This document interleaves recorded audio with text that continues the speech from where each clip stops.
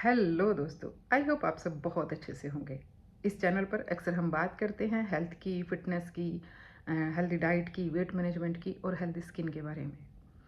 आज हम बात करेंगे वेट मैनेजमेंट में इंटरमिटेंट फास्टिंग का क्या रोल है और क्या मेल या फीमेल सबके लिए इंटरमिटेंट फास्टिंग सही है।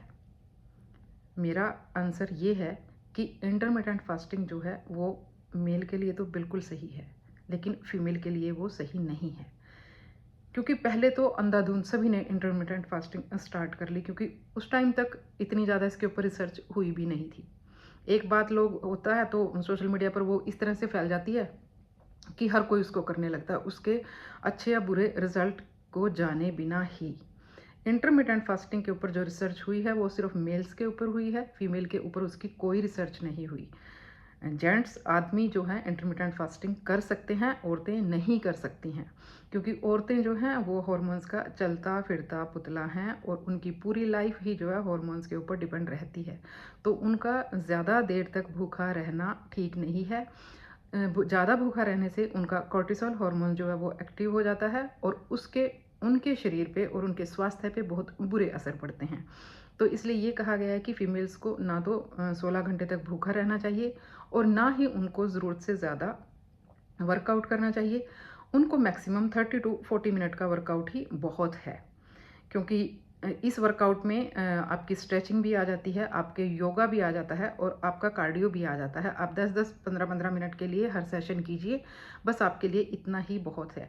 क्योंकि अगर ज़रूरत से ज़्यादा आप कुछ भी करते हैं, भूखा रहते हैं या वर्कआउट करते हैं या अपने ऊपर ज़रूरत से ज़्यादा स्ट्रेस डालते हैं, तो उससे क्या होता है कि आपके हॉर्मोन्स डिस्टर्ब हो जाते हैं। और अगर एक फीमेल में हार्मोन डिस्टर्ब हैं तो उसको बहुत सी हेल्थ से रिलेटेड प्रॉब्लम्स हो सकती हैं। इसलिए मैं ये कहूँगी कि आप इंटरमिटेंट फास्टिंग ना करें, ये आपके लिए सही नहीं है। मेल इसको कर सकते हैं, ये उनके लिए ही सही है। आपने देखा होगा कि हम 1-1, 2-2 घंटा वर्कआउट करते हैं और उस वर्कआउट करने के बाद भी हमें रिजल्ट क्यों नहीं मिलता, हमारा वेट कम क्यों नहीं होता। वो इसलिए नहीं होता क्योंकि अगर हम 30 या 40 मिनट से ज़्यादा वर्कआउट करते हैं तो कॉर्टिसोल एक्टिव हो जाता है और उसके एक्टिवेट होने से क्या होता है, हमारा स्ट्रेस लेवल बढ़ जाता है और हमारे टमी एरिया के जो आसपास है वो फैट जमा हो जाता है। ये मेल या फीमेल दोनों में ही होता है। मेन जो कल्प्रिट है टमी एरिया के फैट का वो है आपका कॉर्टिसोल हार्मोन। तो उसको बैलेंस रखने का एक ही तरीका है, आप प्रॉपर नींद लें, एक बैलेंस डाइट लें और आपका लाइफस्टाइल भी बहुत ज़्यादा स्ट्रेसफुल नहीं होना चाहिए। ऐसे अगर आप ये खासकर फीमेल के लिए, क्योंकि अगर फीमेल के हार्मोन डिस्टर्ब होते हैं तो मैं वही कहती हूँ कि उनको हेल्थ से रिलेटेड और भी बहुत सी समस्याएं हो जाती हैं। वैसे तो आफ्टर 40 जो है, जब प्री मेनोपॉज होता है या मेनोपॉज का टाइम शुरू होता है, उस टाइम पे हमारे शरीर में हल्का सा फैट होना बड़ा ज़रूरी है।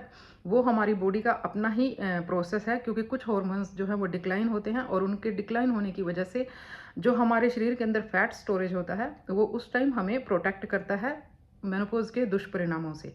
तो इसलिए फीमेल्स को बहुत ज़्यादा सूखने की ज़रूरत नहीं है, उनको ज़ीरो फिगर में जाने की बिल्कुल भी ज़रूरत नहीं है।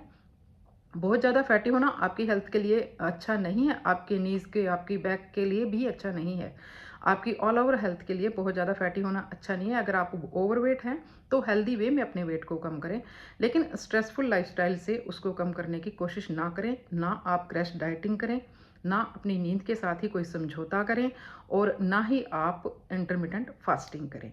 आपको एक हेल्दी लाइफस्टाइल, आपको इस तरह से वर्कआउट करना है 30 या 40 मिनट, जिसमें आपका योगा भी है और आपका कार्डियो भी इसमें आ जाता है और आपकी स्ट्रेंथ ट्रेनिंग भी आ जाती है, क्योंकि आपको स्ट्रेंथ ट्रेनिंग भी बहुत ज़रूरी है। बोन डेंसिटी के लिए स्ट्रेंथ ट्रेनिंग सबसे मस्ट है, वो आपको ज़रूर करनी चाहिए, क्योंकि आने वाले आगे आगे लाइफ में आपको बोन से रिलेटेड कुछ प्रॉब्लम हो सकती है, लेकिन आप अगर आपने स्ट्रेंथ ट्रेनिंग की है तो आप किसी भी तरह की समस्या से आसानी से जूझ सकते हैं।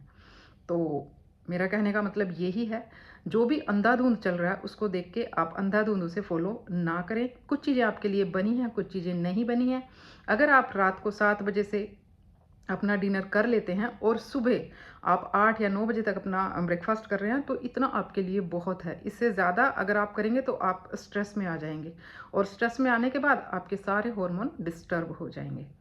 तो अपना लाइफस्टाइल सुधारिए। वेट मैनेजमेंट एक लॉन्ग प्रोसेस है, ये कुछ दिन का प्रोसेस नहीं है कि आपने एकदम से 2-2 घंटे वर्कआउट किया, आपने क्रैश डाइटिंग भी की और आपको बस रिजल्ट चाहिए 1 महीने में, 2 महीने में, 3 महीने में, मुझे 10 किलो उड़ाना है, 20 किलो, नहीं नहीं नहीं, इसके लिए ये सही नहीं है। ये एक लगातार प्रोसेस है, प्रक्रिया है। इसको डाइट से और सब्र, पेशेंस बहुत ज़रूरी है इसके लिए।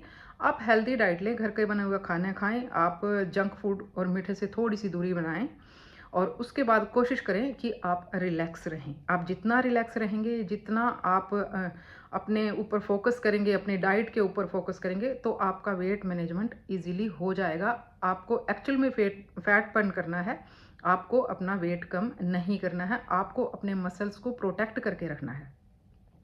और आपका मसल तभी प्रोटेक्ट होगा अगर आप अच्छी डाइट लेंगे, आपकी डाइट में प्रोटीन, फैट सही मात्रा में होगा।